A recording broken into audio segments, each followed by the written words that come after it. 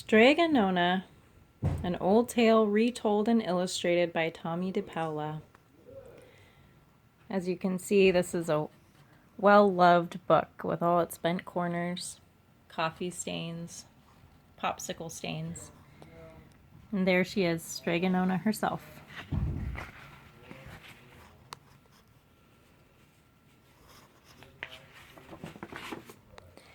In a town in Calabria, Italy, a long time ago, there lived an old lady everyone called Streganona, which means Grandma Witch.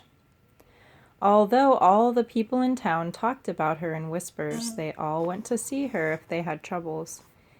Even the priest and the sisters of the convent went, because Streganona did have a magic touch.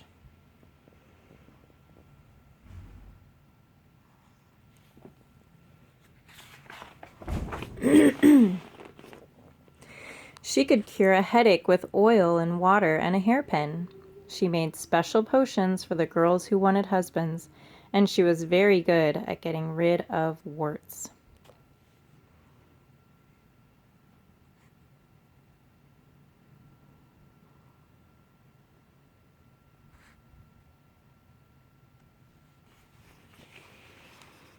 But Streganona was getting old, and she needed someone to help her keep her little house and garden, so she put up a sign in the town square.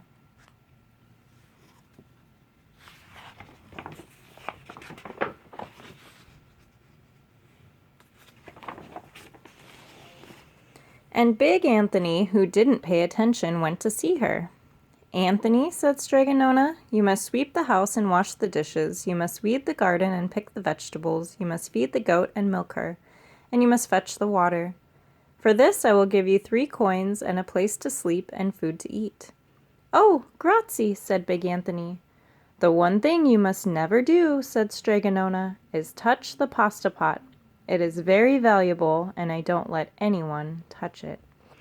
"Oh, see, yes," said Big Anthony. Here's her pasta pot and Streganona's goat.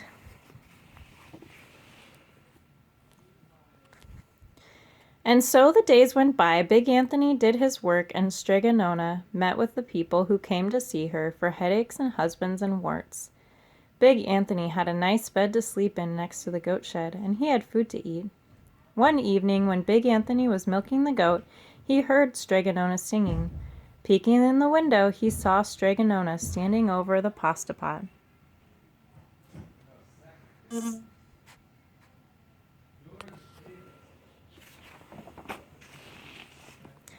She sang, "Bubble, bubble, pasta pot.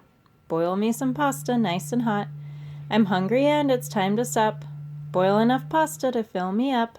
And the pasta pot bubbled and boiled and was suddenly filled with steaming hot pasta. Then Streganona sang, "Enough, enough, pasta pot. I have my pasta nice and hot. So simmer down, my pot of clay, until I'm hungry another day." "How wonderful," said Big Anthony. "That's a magic pot for sure." See, he's peeking into the window. And Streganona called Big Anthony in for supper. But too bad for Big Anthony, because he didn't see Streganona blow 3 kisses to the magic pasta pot. And this is what happened.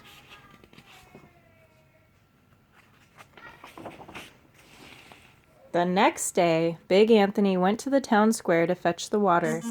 He told everyone about the pasta pot, and naturally everyone laughed at him because it sounded so silly, a pot that cooked all by itself.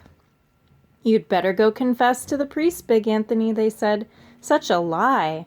And Big Anthony was angry, which wasn't a very good thing to be. "I'll show them," he said to himself. "Someday I'll get that magic pasta pot and make it cook, and then they'll be sorry."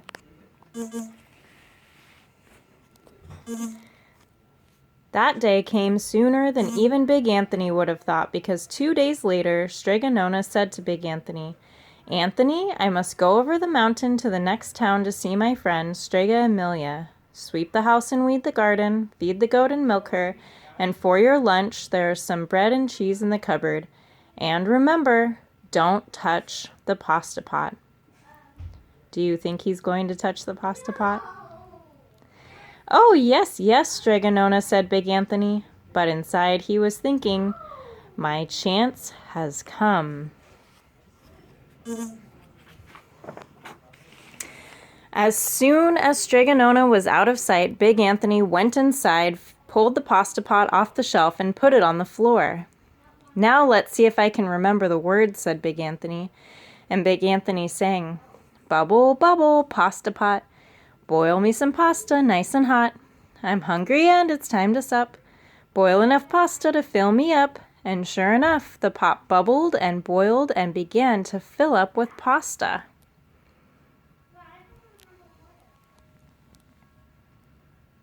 He looks very pleased with himself. Aha! Said Big Anthony. And he ran to the town square, jumped on the fountain, and shouted, everyone get forks and plates and platters and bowls. Pasta for all at Streganona's house. Big Anthony has made the magic pasta pot work. Of course, everyone laughed, but ran home to get forks and plates and platters and bowls.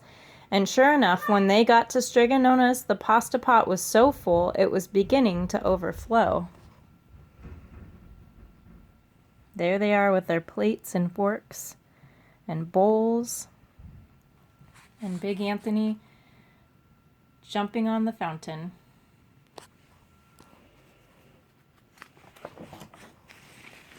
Big Anthony was a hero. He scooped out pasta and filled the plates and platters and bowls. There was more than enough for all the townspeople, including the priest and sisters from the convent, and some people came back for 2 and 3 helpings, but the pot was never empty.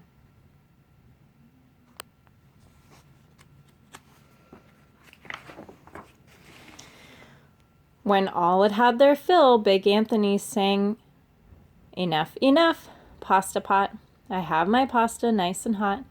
So simmer down my pot of clay until I'm hungry another day. But alas, he did not blow the 3 kisses. Do you remember what the 3 kisses do?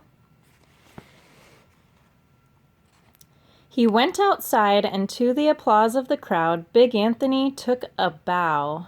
He was so busy listening to compliments from everyone that he didn't notice the pasta pot was still bubbling and boiling, until a sister from the convent said, "Oh, Big Anthony, look!" And pasta was pouring out of the pot all over the floor of Streganona's house and was coming out the door. Whew!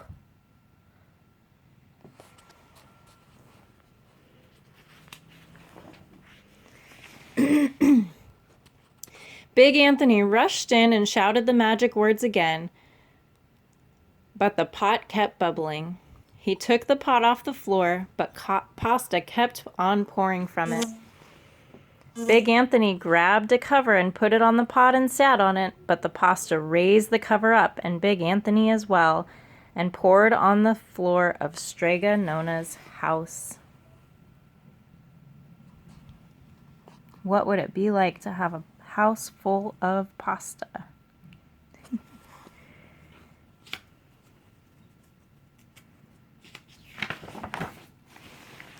"Stop!"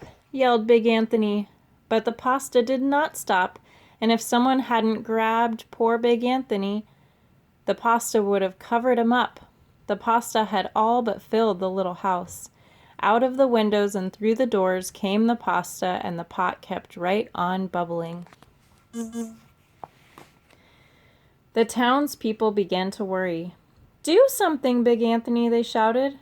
Big Anthony sang the magic song again, but without the 3 kisses, it did no good. By this time, the pasta was on its way down the road, and all the people were running to keep ahead of it.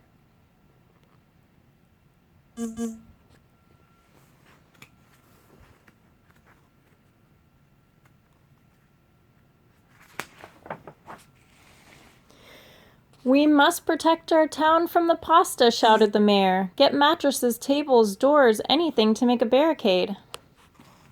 But even that didn't work. The pot kept bubbling and the pasta kept coming. See the waves of pasta filling up the town, and they're all putting their tables and doors in front of it to try to stop it.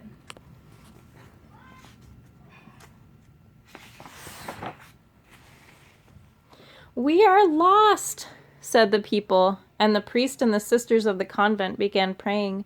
"The pasta will cover our town," they cried. And it certainly would have, had Streganona not come down the road home from her visit. She didn't have to look twice to know what had happened. She said. She sang the magic song and blew the 3 kisses, and with a sputter the pot stopped boiling and the pasta came to a halt. "Oh, grazie! Thank you, Streganona," the people said. But then they turned on poor Big Anthony. "String him up," the men of the town shouted. He looks a little scared there. They were very mad at Big Anthony. "Now wait," said Streganona. "The punishment must fit the crime," and she took a fork from a lady standing nearby and held it out to Big Anthony. "All right, Anthony, you wanted pasta from my magic pasta pot, and I want to sleep in my little bed tonight, so start eating."